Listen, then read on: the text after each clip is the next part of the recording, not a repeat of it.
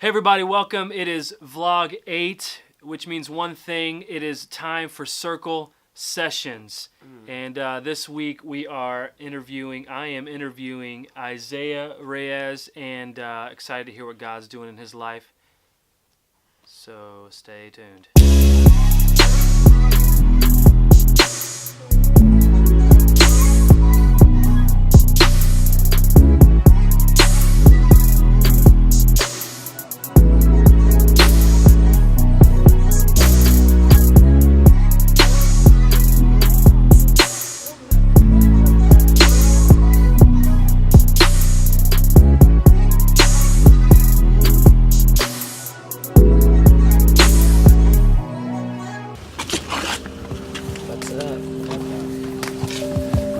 Yeah.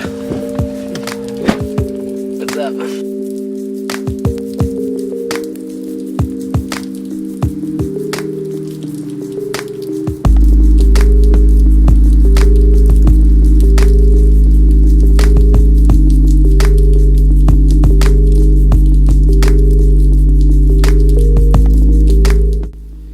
So Isaiah, I just wanted to ask, what has God been teaching you since you've been up here in Boston? You moved up here from Florida back in, what was it, September, right? September, yeah. September, and so it's been, gosh, probably 5 months, something like that now. What have you been learning? What are some experiences you've been having here living in the city? In the past few months, a lot of things have been different for me in my life. You know, being really comfortable and having my family around and having always food on the table and just very stuff I never thought was going to be any different. Coming out here, being by myself, pursuing this dream of starting a church and showing people Jesus has definitely been a journey. And this definitely has been a time where I've had to rely on God financially, spiritually, and just ways I've never had to been tested. I'd never have had been in these situations before. That is one. That is a lifestyle difference. Yeah, that definitely is a lifestyle difference. We're gonna take a little bit of a break.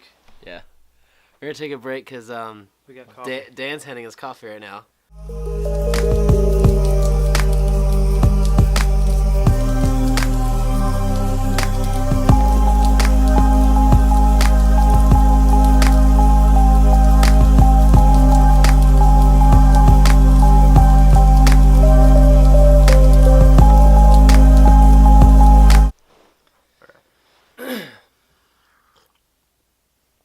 Now we're back. So another question I just wanted to ask you is if you could just tell us and our YouTube people, followers, I don't know, is that what you call YouTube people? Yeah. Yeah, sure. Just let us know something, maybe how God used you at one point, or just a story about some people that you met while you've been here. Just want to hear just kind of what it looks like to do ministry in Boston. Yeah, for sure. Maybe it was like a month ago, early December. I was headed to Dan's place, and just something was going on with the MBTA that night. That day, we just couldn't catch a bus. We'd look on our phones, and it would say it was coming, and it never came, and it was a few buses. It was super annoying. The thing is, we couldn't catch a bus, and our phones were about to be dead, and we had no idea where we were at. So last minute thing was to catch an Uber. All of a sudden, we just get into discussion with our driver, who just happened to be really shooken up and just wasn't doing good in his mind and his spiritual walk. He had just found out that someone that he really looked up to had fallen away, and he was feeling really rocky. And he asked us what we were doing here. We didn't know him, but in one moment we felt like he definitely had experienced some kind of joy that he hadn't had in a while, realizing that other people from across the country were coming to start a church and to a place where he grew up, and he felt no one who would want to do that, anything. But it was just a really cool experience that we could have caught all the buses that we needed to catch, and we could have got to our place on time, and our phones could have been fully charged, and But just the situation, how it played out, that we couldn't catch anything. Our phones were about to die, and our last resort to catch an Uber, so that we were to catch it to this guy who needed some encouragement, and we were able to do that for him, as it was a reassurance for us that what we're doing isn't a waste of time. And it was really good for us, as it was probably good for him. And I would say that has been the most best takeaway I can say. Sure, but it's cool. It's people get to hear what we're doing. Even the other day, I'm gonna piggyback off of what I asked you and tell one of my stories. Yeah. I was making a coffee for somebody because I work at Starbucks as well now, which is a great place to meet people when you're making their coffee. A guy was just talking about how he just moved to town and he was redecorating his house, and I work at the Starbucks inside of a Target, so he was shopping for furniture and things. And so I was like, that's cool, where'd you move from? And he said, from North Carolina, and I'm originally from North Carolina, so we had that instant connection. And I was like, I'm from Charlotte, where are you from? He's like, I'm from Raleigh. And so it was really cool. And then he asked me, so are you here for school? And I was like, no, actually, I moved here with my wife and some other people, and we're gonna start a church just right down the street from here. We're gonna start meeting, this fall, and it was just amazing because it kind of clicked with him. It felt like he had been a part of a church, and that would be something he'd be interested in. And he was like, can you give me more information about that? I'd love to know more about it.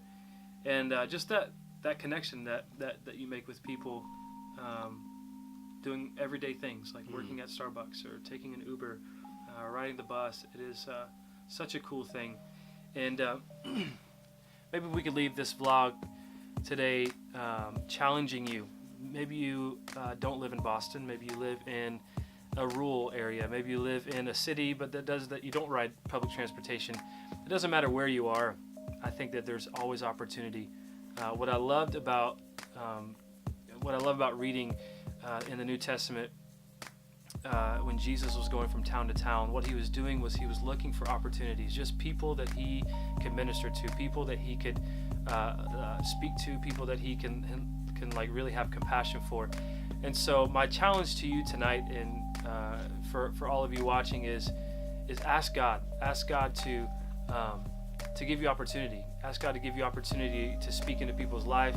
Ask him to really open up your eyes to see maybe the people that you work with that you never thought about asking more questions about their life, or just allow God to use you wherever you are.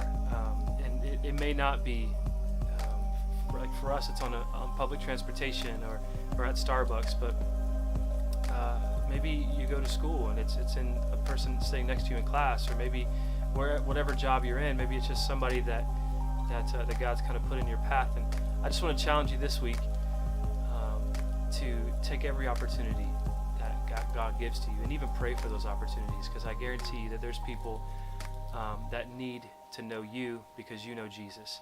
And so just take that with you this week. Be encouraged. And if you accept this challenge and you pray and God just really puts some people in your path and you're able to just minister to them, love on them, we'd love to hear about it. Send us that testimony to the email boston@circlechurch.cc. It'll be here on the bottom of the screen for you, boston@circlechurch.cc. We would love to hear from you and what God is doing in your life. Be blessed, and we'll see you next week.